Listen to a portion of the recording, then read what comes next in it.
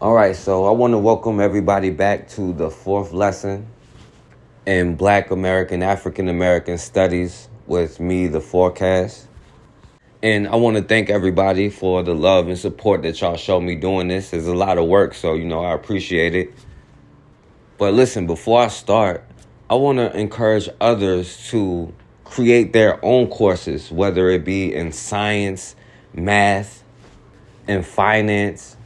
I think that we need to be creating our own courses with the right mindset, or start developing some kind of curriculum for our children. So I encourage others who may have a specific area that they study in, and they could put together a course to do that, and we can put them all together. And hopefully we can get our children educated with the right mindset. And when I say that, I mean with the intention of building and controlling our own institutions. Because I do think education is very, very important.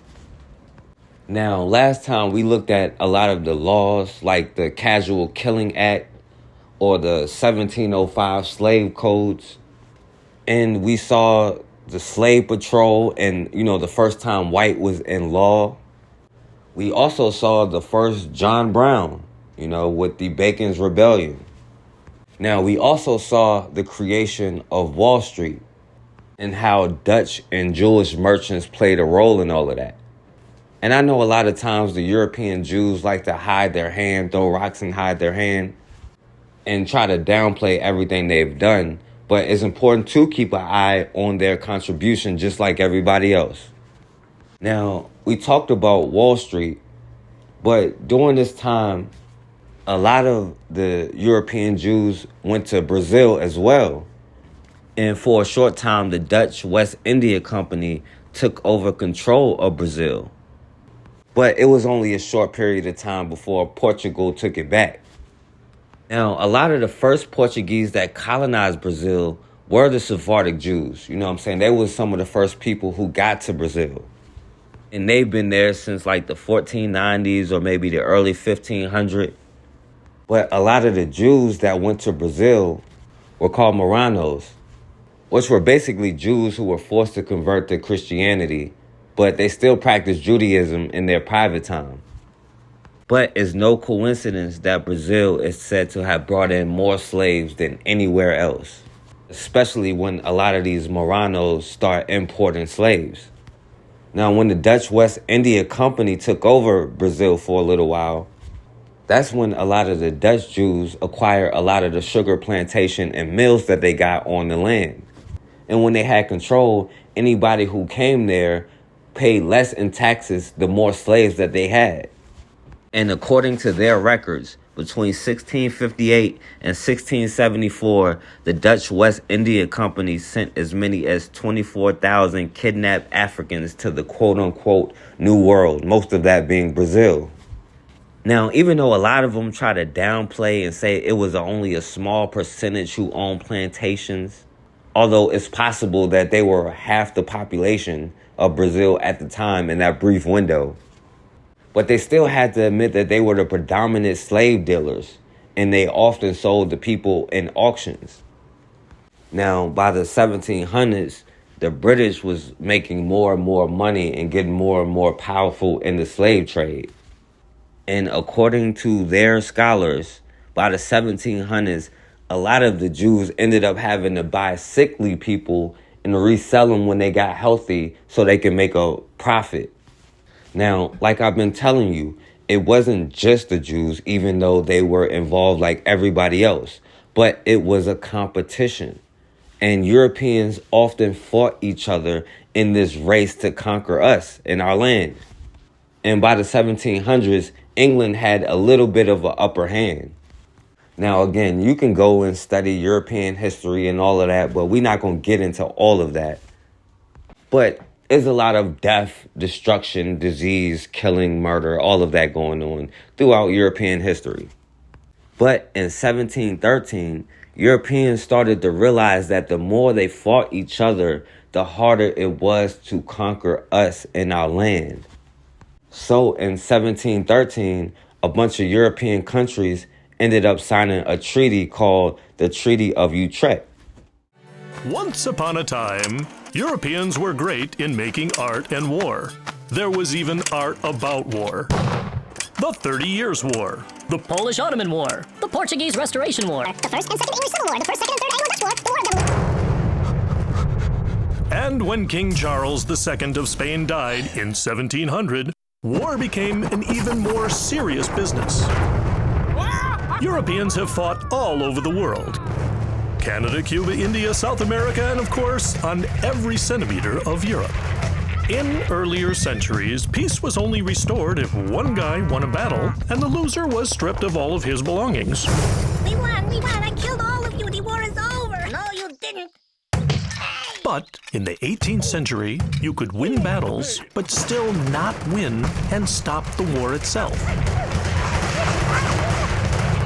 So, after 10 years of World War, the people of Europe decided it was time to see if maybe talk could stop the war. The last signature was set. This time, peace lasted. And more importantly, a new model was created to solve conflicts in the following centuries. And some things have evolved well. Now, we really won't be doing this justice unless we take a moment to recognize a total difference in perspective. So you have your First Nations, and they've been living off the land for years, but they don't consider themselves the owners of the land. They don't think any human can own land. They use the land, they live off the land, they build their structures on the land and live there, but they don't consider themselves the owners of that land because no one can own land. The French and the British, however, have a very different perspective, much closer to how we view land today. Think about it. If your parents own a house, they consider that small patch of land their property. They own it. So you can imagine how some of those early conversations would have went. Right, tell me, good sir, can you please inform me as to who is the owner of this land? Nobody is the owner of this land. So what you're saying is that nobody owns this land. Yeah, nobody owns this land. Can you believe this guy? Just one more time to confirm, you do not own this land. No. And so upon hearing that nobody owned the land, even though the First Nations and the French and the British were having completely separate conversations because of their differences in perspective. Now, this treaty was essentially like the first Berlin Conference, for those of you who know about the Berlin Conference, and we're going to come to that eventually. But this is one of the first times that a bunch of warring European countries agreed to work together instead of fighting each other to conquer us. Now, since England was winning a little bit, the treaty gave them exclusive rights to ship slaves to Spanish colonies. So instead of fighting the Spanish, the British, the Portuguese, the French, the Dutch. Now, some people use the phrase on code. And this is one of the first examples you see of Europeans getting on code against us. Now, back in what would become America, by 1715, Maryland said every Negro who came into their colony from then on were slaves for life, and their descendants would be slaves for life, and so on and so on. Now, France also profited off the treaty, and they were able to start shipping in slaves to Louisiana in 1716, as well as enslaving the indigenous population. And by 1718, they were able to create the city of New Orleans. And even though South Carolina had a higher slave population, Louisiana started to have more slaves than white people in the territory. Now, in 1721, South Carolina limited voting to white males who own land only. But the French was already used to it. Some say the French colonies in Saint-Domingue, now Haiti, and other French colonies was some of the most brutal when it came to slavery. So in 1724, the French brought the Code Noir to New Orleans. Because the island of Guadeloupe was doing this, Guadeloupe was doing this, the island of Haiti was doing that, St. Lucia was doing something else. And so he said, no, everybody's gonna treat their slaves the same. So he comes up with the Black Code, or the Code Noir. So Which king was it? King Louis of France. Okay. So he comes up with the Code Noir. Now, there was hundreds and hundreds and hundreds of things in the Code Noir. For example,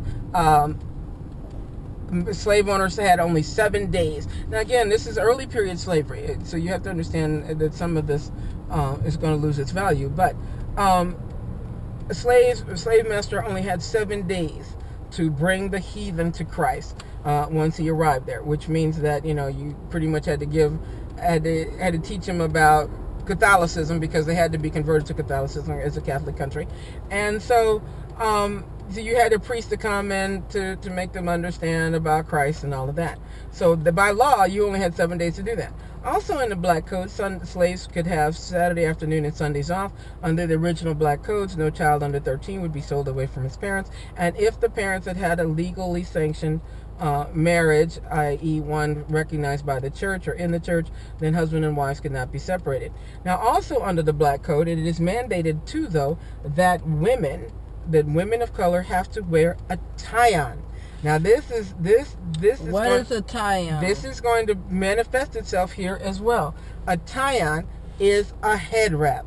So when you think about every picture of every slave woman you've ever seen, that's because it came out of the original Black Codes. Part of this is, at that time, they believed that a woman's glory was her hair. And it was supposed to detract from the beauty of all these, mulatto women if they have their hair tied up, okay? So, a tie-on is mandated under the Black Codes. So, again, just go back as far as you want to, and you'll see that these women's hair is tied up, all right? And so this is to the end of slavery. Any picture of black woman you see in the big house or anywhere, they've got these on their head. The African slaves brought to Louisiana during the French period came overwhelmingly from Senegambia. The count is 70% of the slave trade ships and 2/3 of the slaves came from Senegambia. One of the things that was very, very interesting about the group that came in was their introduction of gumbo to the culture. They brought in a method of cooking what they call the fish stew, or kumbo. And as a result of adding some Indian spices like sassafras, which we call non-filet, and then the French contributing their roux and another type of gravy, then because we come up with the gumbo, which is almost universal to southern Louisiana. As Africans and their Caribbean descendants became a part of Louisiana's cultural gumbo, they proved to be indispensable in building the colony. They were highly skilled people, and they knew how to cultivate all the crops which were important to Louisiana, including rice and indigo, tobacco, corn. They were quite good at navigating treacherous rivers and building and maintaining boats and in metalworking. Soon the slaves were forced to put those skills to work in the construction of a new city. Now, these slave codes, the Code Noir, have been in Saint-Domingue since 1685. Now, these slave codes force every slave to be baptized and convert to Roman Catholicism, or submit to the Roman Catholic Church. Any other religion was forbidden. They even punished the slave owners if they allowed a slave to practice a different religion. Now, of course, the child still inherited the status of the mother, but slaves couldn't get married without permission. But once married, they couldn't be separated. Slaves were only allowed to carry weapons to hunt, and only with permission, which was rare. But a slave was allowed to buy and sell things, but it was very restricted. And it was completely forbidden for a slave to sell sugar cane, because that's what they were sent there to do, harvest the sugar cane. Now, of course, they were completely forbidden from gathering in groups for any reason. It don't matter what it is. And we still kind of like that today. We don't like to gather in groups and work together, but if a slave hit somebody white or resisted in any kind of way or caused any kind of harm to a slave owner, his wife, or children, it was immediate execution. If somebody tried to escape and was gone for more than a month, for the first offense, their ears were cut off and they were branded, like you would brand a cow or something. If they tried to escape for a second time, their hamstrings were cut and they were branded again. Now, if somehow they tried to escape for a third time, it was death. Now, if a free black person gave aid to anybody, they were beaten by the slave owner and fined 300 pounds of tobacco for every day they gave shelter or helped them. And if they couldn't pay the fine, they were probably enslaved themselves. Now, the Code Noir did require slave owners to feed and clothe them, and it forced them to provide for the sick and elderly, which a lot of them didn't do because why would they want to provide for something that doesn't produce for them? But the law forced them to do so, even though it was rarely enforced. Now, if a slave owner accused a slave of a crime and killed them, then he was fined. Now imagine that. You probably get a harsher penalty today for killing a dog under that kind of circumstance. But back then you were simply fined. Now, even though slaves were not going to get any kind of fair trial, they were allowed to testify, but only for information. But of course, a slave owner could do anything they wanted to a slave, except for mutilate them. Now, with the French, any child born enslaved automatically was owned by the slave owner's wife. But a child couldn't be sold or separated from its mother until at least 10 or 11 years old. Now, of course, you remember with the Pilgrims in Massachusetts, they passed a law that allowed young children to be separated from their families. But with the French, they at least waited till 10 or 11 years old, I guess. But anyway, if there was a child who was enslaved that was born due to rape, then he was taken away from the slave owner, and I'm assuming the mother. But they were still going to be in bondage. But the slave owner was simply fined. Now, we can see that all of these different European countries have different methods. The English, the French, the Spanish, the Portuguese, especially how they use their children in slavery. And they all had different methods, but they were all just as cruel as the next. Now, as Europeans conquered more land and enslaved more people, the slave population began to grow, which increased white fear because they were being outnumbered. And so a lot of them just began to slaughter anybody who they thought was planning a rebellion. Now, we'll be here forever if I tell you about every single rebellion, especially the ones that never happened, or everyone that was suspected of being a rebellion. Then we'll be here for a very long time. But I'll try to mention a lot of them, or as many as I can.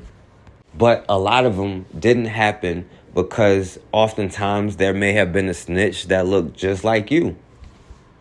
But some of them could have possibly been made up from white fear. You know, today they'll call it driving while black, walking while black, living while black. But back then, they could just accuse you, and there's a good chance you'll be lynched. Now, allegedly, there was supposed to be an uprising involving free and enslaved black people and biracials in Virginia in 1727. Now, with the British, it's clear where biracials stood. But if there was an actual plan, I don't know, because there wasn't enough evidence to actually convict anybody. But it led to Virginia establishing their first official slave patrols in 1727. Now, they already used their white indentured servants and other white people to patrol slaves and all of that, but they made the first official slave patrol. But even though there was white paranoia and white fear, sometimes their fears were right. Like with the Chesapeake Rebellion of 1730. In 1730, around the Norfolk and Princess Anne counties of Virginia, a rumor began to grow that the King of England had decreed that all enslaved men and women would be freed, pending their baptism into Christianity. Unfortunately, this rumor was not true, and much to the chagrin of the colonial governor, its origin could not be found. But no matter who or why the rumor began, it spread so rapidly through the community of enslaved men and women that their once seemingly hopeless desire for freedom gave way to action. That fall, 2 Congolese men who had converted to Christianity led more than 200 enslaved Africans in an uprising against the Virginia planters. But the local militia responded quickly in suppressing what would become known as the Chesapeake Rebellion.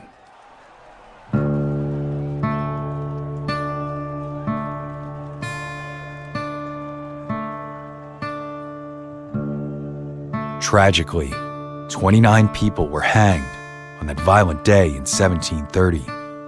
But their sacrifice was not entirely in vain, as several hundred men, women, and children successfully fled to their freedom in the nearby Dismal Swamp, where over the following years they would bravely transform this treacherous, inhospitable piece of earth into a home for themselves and their families for generations to come.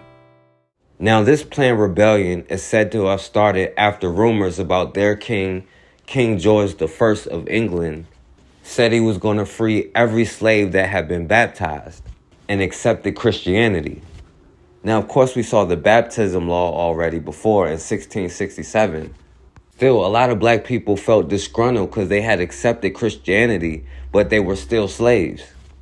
Of course, the rumor wasn't true, but groups of enslaved black people started to gather together and protest and demand their freedom. Nearly 200 people met in Princess Anne County, Virginia, which eventually became a part of Virginia Beach. And when they met, they elected their own leaders. Now, according to sources, they planned the rebellion for a Sunday morning while white people were in church. And like I told you, there were a lot of rebellions on holidays and Sundays. They used that day to their advantage.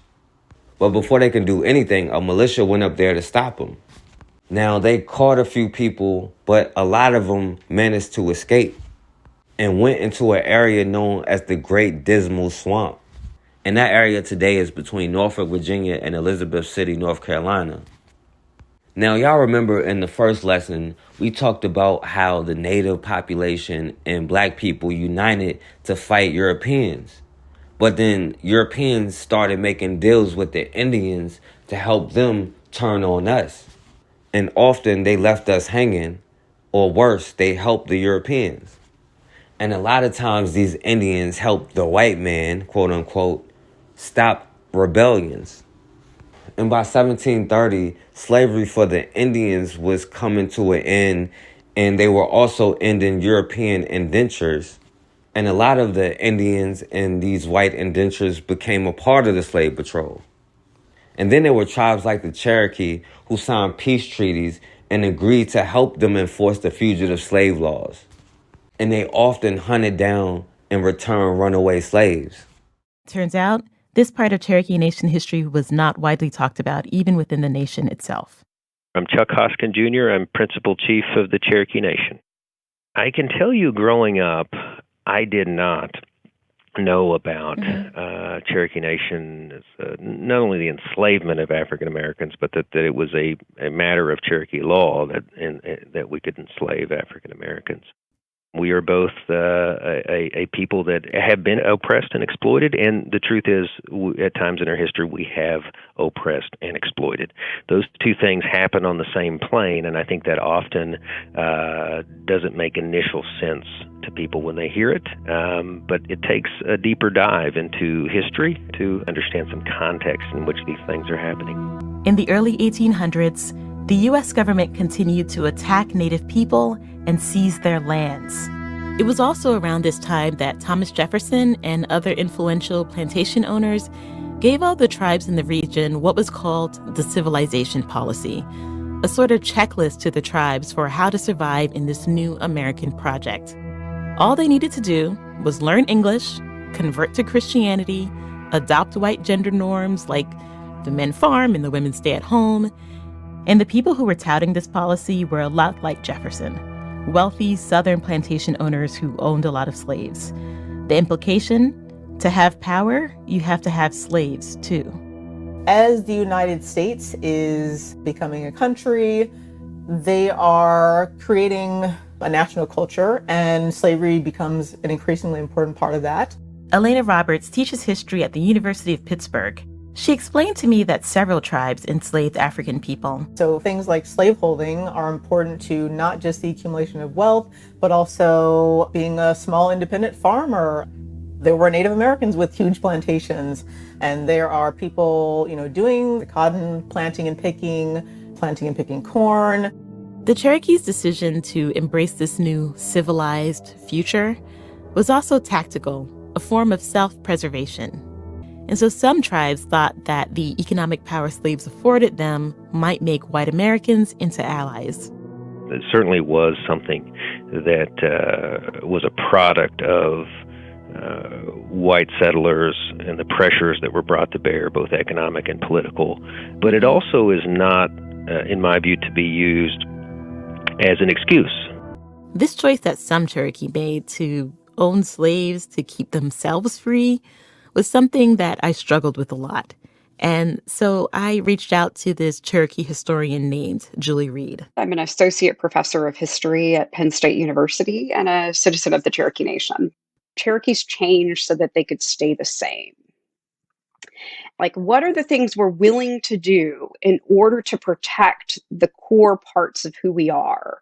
And some Cherokees are making certain kinds of calculations like, well, we're willing to adopt plantation slavery in order to maintain other parts of our sovereignty, maintain other parts of our familial structures, maintain other parts of our society. And then you have tribes like the Pasquotank tribe, who also helped catch runaways. And after the Chesapeake Rebellion, they continued to try to pursue them into the swamps. Now, most of these slaves got away and were able to live in this swampy area for generations as free people. And some say a lot of rebellions was planned in these areas. But of course, after the rebellion, the slave patrol increased and gatherings between black people was extra forbidden. And at that point, slave owners even wanted to stop baptizing slaves because it gave them an extra reason to fight, especially since the slave population was continuing to grow. Now, between 1730 and 1750, the number of enslaved women brought to the quote-unquote New World increased so much to the point where the number between enslaved men and women began to balance out for the first time, at least in the Caribbeans and the Americas.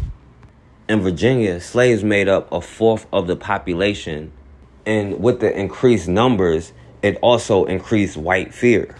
So the governor of Virginia, William Gooch, called in the militia to help investigate conspiracies, hoping it would scare black people into accepting slavery.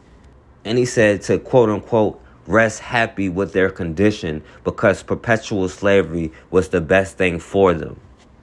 Now, any slave caught off their plantation was arrested and whipped.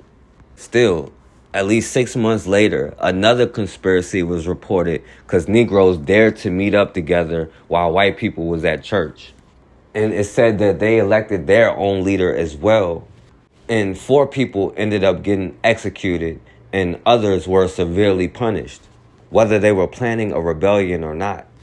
Now, according to the governor, William Gooch, he said their plan went all the way to Norfolk, so he ordered the slave patrol to patrol at least 3 times a week. He ended up deputizing untrained farmers and other locals to make sure there was no meetings happening at night or while people were in church. And he said every white male should bring his firearm to church just in case, so they wouldn't get caught slipping. Now, they will tell you about all the laws that was passed against us, but they won't tell you why. Because they don't want us to know how much we was fighting every step of the way. They created laws to prevent us coming together because they know us coming together is trouble for them. Because while they was fighting in Virginia, there was also the Samba Rebellion of 1731 in Louisiana. The Samba Rebellion was a purported slave rebellion described by the French historian Antoine-Simon Le Page du Pratz in his Histoire de la Louisiane. The revolt is said to have taken place in 1731, in what was then French Louisiana. Contemporary with the Natchez revolt, it was personified to its alleged leader, a slave called Samba Bambara, a member of the Bambara people from West Africa. While Le Page du Pratz gives a brief recollection of the events, which was more a conspiracy to revolt rather than an actual revolt, his information is not verified by any existent official documents.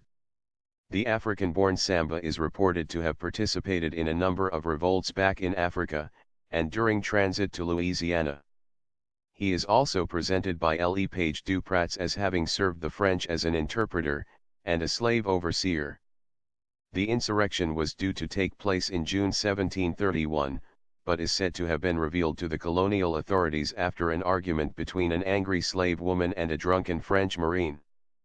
Le Page du Pratz, according to himself, participated in arresting the involved slaves. While Samba refused to reveal any information even under torture, 8 other slaves did not. All involved individuals were publicly executed on Place d'Armes, Jackson Square in New Orleans. The sole woman involved was hanged, while the men were killed by use of the breaking wheel. Now, this brother Samba is said to have been involved in many rebellions after he got captured in West Africa and Senegal. Now, according to the record, they said even when he was being transported to Louisiana, he was planning a slave revolt on the ship. But it never happened because somebody betrayed him. But I don't know. But according to the white boy who was supposedly his slave owner, who wrote about it, a French white dude named Page du Pratz or something like that. But he wrote about it, and in his book, he said Samba's plan was to kill all white people in the area and take over the land to free himself and his people. Now, this Page du Pratz dude said he overheard about the plans when he saw an argument between an enslaved woman and a French soldier after the French dude punched the woman in the face for not obeying him. Now, according to him, after the French soldier hit this black woman, she got mad and said there was going to be a rebellion and all y'all going to get killed or something like that. But he said the people that heard the argument arrested her and took her to the governor and they threw her in prison.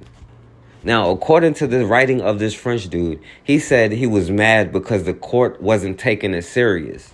But he said you can always believe that a drunk person or a passionate woman is always telling the truth.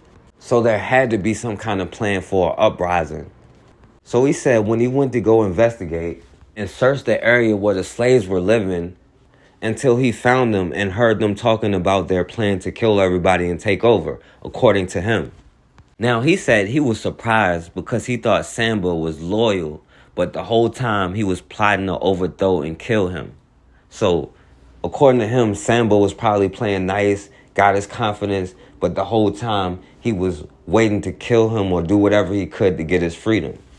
So within 2 days, they ended up arresting 8 men, including the brother Samba, and they also arrested another woman.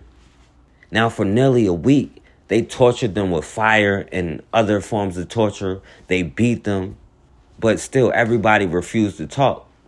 But after about a week, some of them gave in and confessed. But they say Samba never said a word. In the same day as this alleged confession, in just a few hours, all 8 of the men were killed on a breaking wheel. And I showed you a breaking wheel last time. And the woman was hung.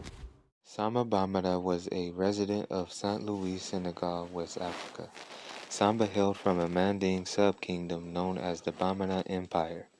The Bambara were known for fighting in wars and resisting enslavement. Samba Bambara was an interpreter at Galem, which was a major trading post for exchanging of goods between Europeans and Africans. Some of those goods being traded were human beings. Unfortunately, Samba ended up being captured and sold into enslavement himself. He fought in many revolts against the French, in which some were successful, so it is safe to assume that he may have been sold into slavery as a war captive. Even on board the slave ship, Samba planned to fight his captors and take over the ship. He ended up being betrayed and his plans were discouraged. His destination would be in the southern United States, New Orleans, Louisiana to be specific. In Louisiana, Samba Bambara would work as a slave driver and interpreter for a Dutchman by the name of Antoine Simon Le Page du Pratz. As an interpreter, Samba was able to effectively translate the French and Bambara languages. This came in handy regarding the superior court, as many cases involve Africans of Bambara origin. All the time Samba Bambara had been working for du Pratz, he was also secretly devising master plans for revolts. Du Pratz never knew that Samba was involved in any form of rebellion until one night du Pratz had wandered into what he called a quote-unquote a camp of Negroes. There were a number of huts at this discreet camp, and one hut in particular had a light. Seeing this light, du Pratz moved apprehensively towards it and overheard the whispers of a group of Africans planning a revolt. To his surprise, it was Samba Bambara at the head of this group. After du Pratz took this information to the superior court, Bambara and the rest of his group were captured and brought in front of the council. They were urged to confess the crimes of conspiracy but refused to speak. They were then tortured with beatings and fire for a few days until the pain proved to be unbearable.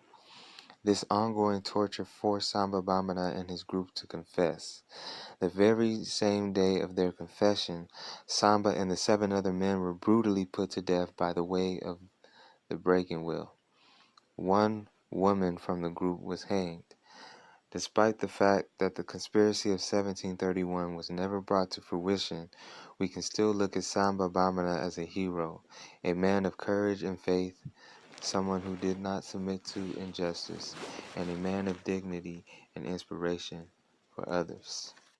Now, before we get too far, I don't want these lessons to be too long because there is a lot of information, a lot of laws, and I don't want to go too far with these lessons, putting everything in one.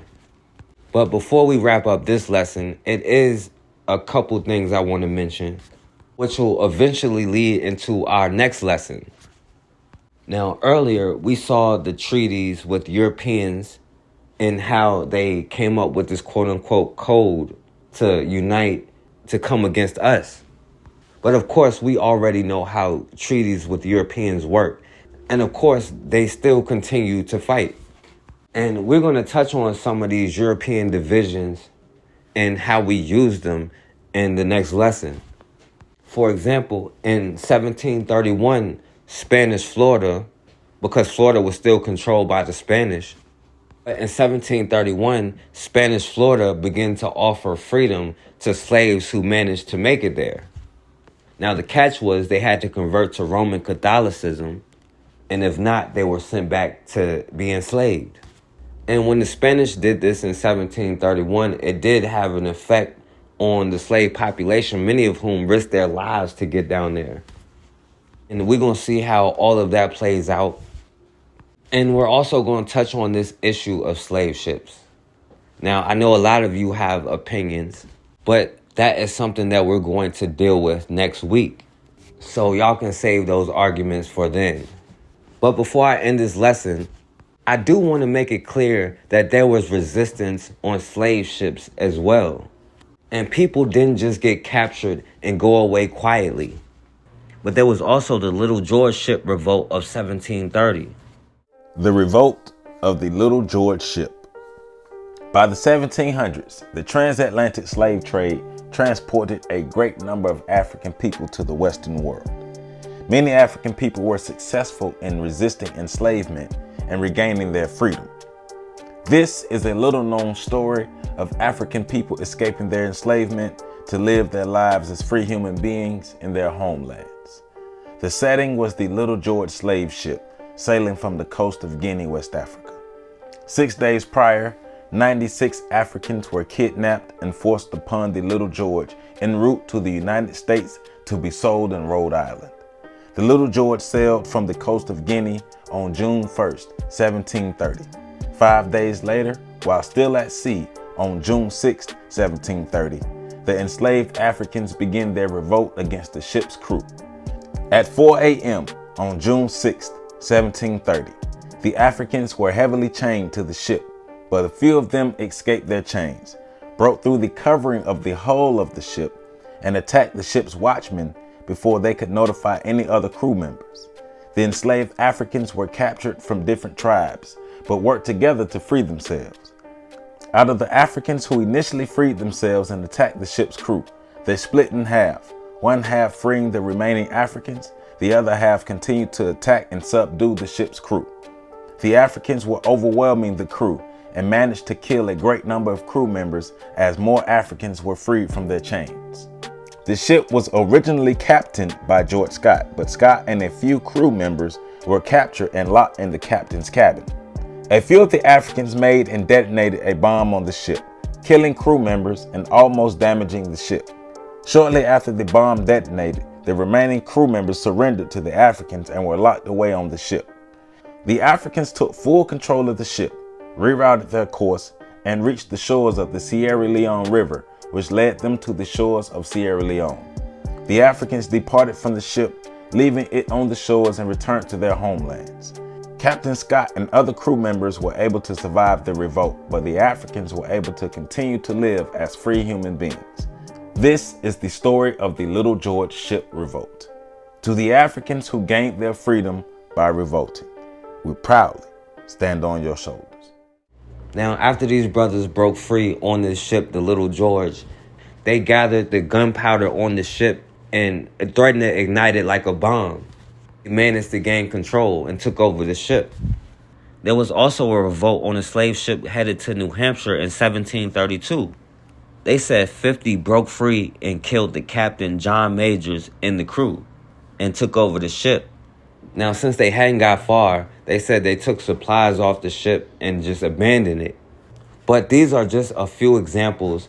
And like I said, we're going to get into this Spanish, French, English, America. We're going to get into these slave ships. But that conversation is for next week. But as for this lesson, we saw how European Jews benefited both with the Dutch and with the Portuguese, and were some of the major slave dealers, especially in Brazil, where most slaves that were shipped to the New World happened to go. We also saw their influence in Brazil and how they were able to acquire plantations and mills when the Dutch West India Company took over. But we're seeing this competition take place, and we saw the first treaty, or one of the first times European countries got on code and stopped warring to work with each other to conquer and enslave us and take our land. And even though England had a little bit of the upper hand, we saw how the French also benefited from this treaty and them establishing New Orleans. But they also brought the Code Noir to America, what became America. And finally, we saw how an increased slave population increased white fear and how they handled it and how they continue to handle it, but how important Black unity is and can be. Because every step of the way, we fought and challenged the system, and that's important for us to know. So we'll continue this discussion next week. I appreciate everybody for tuning in, for listening, and I thank everybody for all of y'all support. And again, I encourage others to create any kind of courses that they can to help our children be ready for the future. And if you have any questions, feel free to ask. There's no problem. It's all good. But as always, man, we have got to start standing for something, or we're going to keep falling for anything.